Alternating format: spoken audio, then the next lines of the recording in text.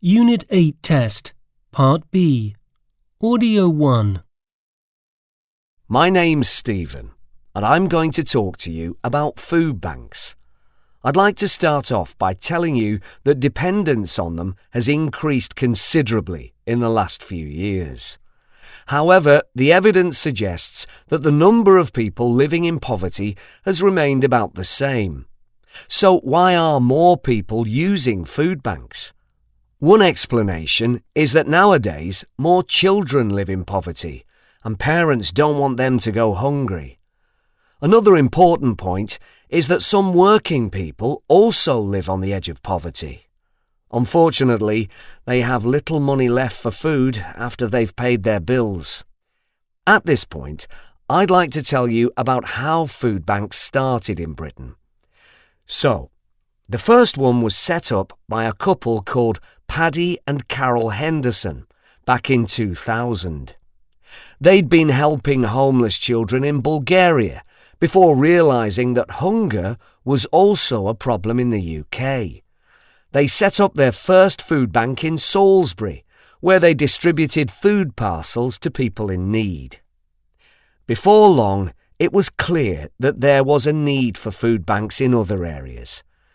Since then, the Hendersons have established a network of more than 1,200 food banks across the country. I first got involved about 3 years ago, after seeing the difficulties faced by some members of my community. At that time, there were several food banks in the city, but none of them were nearby.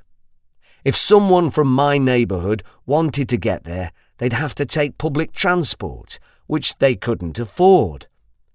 After a meeting in the community hall to discuss the problem, a group of us decided to set up our own food bank.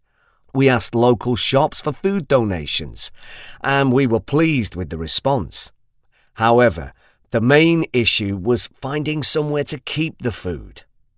We must have spoken to dozens of people, but no one offered to help. Eventually, a local mechanic let us use his garage so we could get the project going. Now there are 10 of us volunteering, so we collect and organise the food before delivering it to our clients' doors.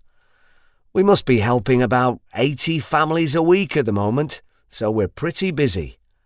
We learnt that organising a food bank can be quite complicated.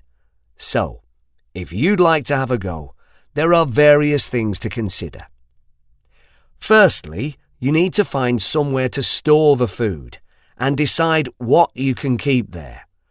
Provided you can find somewhere dry with shelves, you can get started with tinned products and dry goods. However, you won't be able to keep fresh products unless you have a refrigerator. You should also talk to your clients to find out their needs. For instance, some clients might follow a special diet, which you'll need to take into account. Lastly, you'll have to work out how to distribute the food. If you've got access to a vehicle, you can use that. Otherwise, you'll need to organise a collection point, such as a school or a local shop. I'd like to finish by saying that setting up a food bank can be very rewarding. On the one hand, you're providing a valuable service to your community and helping people who really need it. On the other hand, you learn organisational and interpersonal skills which benefit your own personal development. I can't recommend it highly enough.